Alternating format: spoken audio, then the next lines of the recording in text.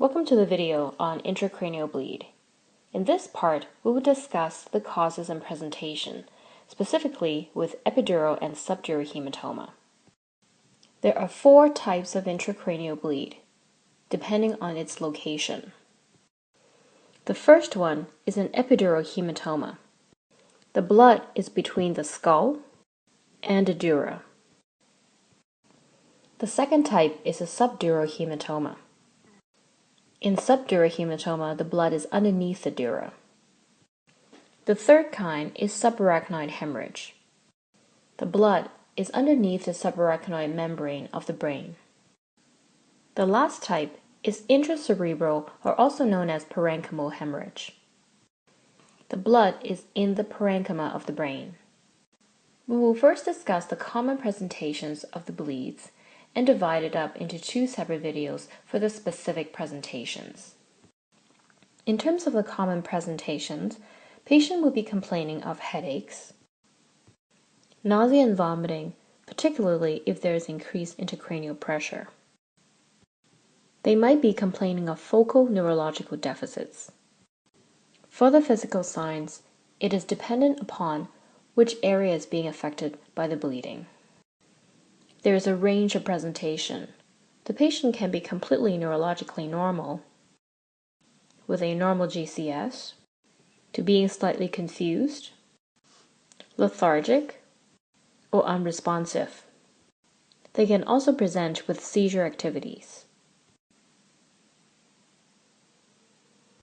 We will now discuss the specific presentation of epidural and subdural hematoma.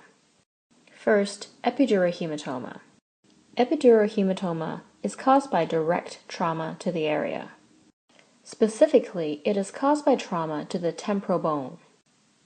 Trauma to the temporal bone can cause disruption of the middle meningeal artery, shown here in red.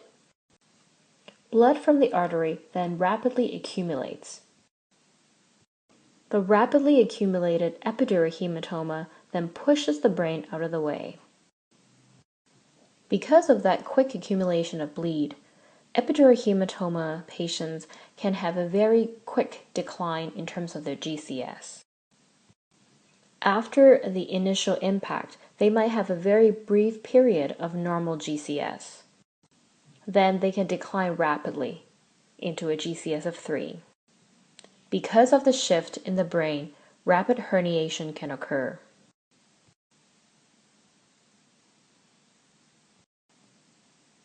Subdural hematoma are bleeding from bridging veins in the dura.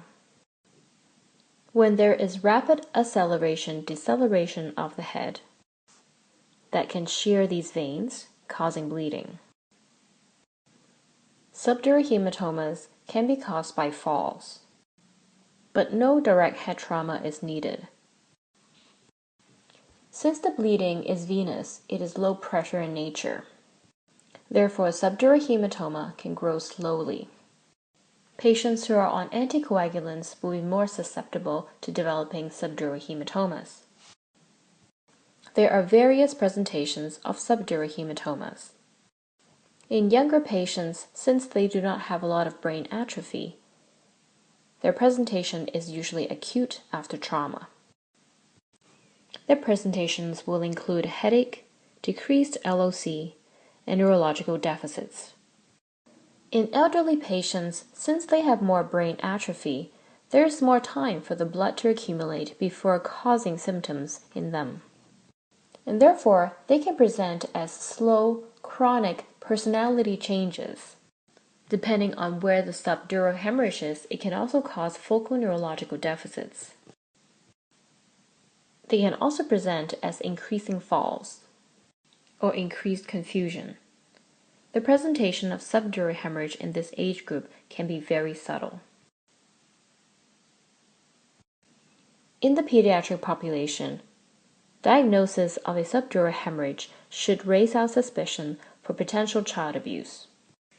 Subdural hemorrhage in this age group will present with headache, vomiting, decreased level of consciousness, or with focal deficits. They can also present with seizures. On examination, the patient might have an enlarged head circumference or bulging fontanelles. They may also present with failure to thrive. Again, we need to look for any other signs of child abuse if subdural hematoma is being diagnosed. In summary, we discussed the presentation of epidural hemorrhage and subdural hemorrhage. In the next section, we will discuss subarachnoid hemorrhage and parenchymal bleed. Thank you for watching.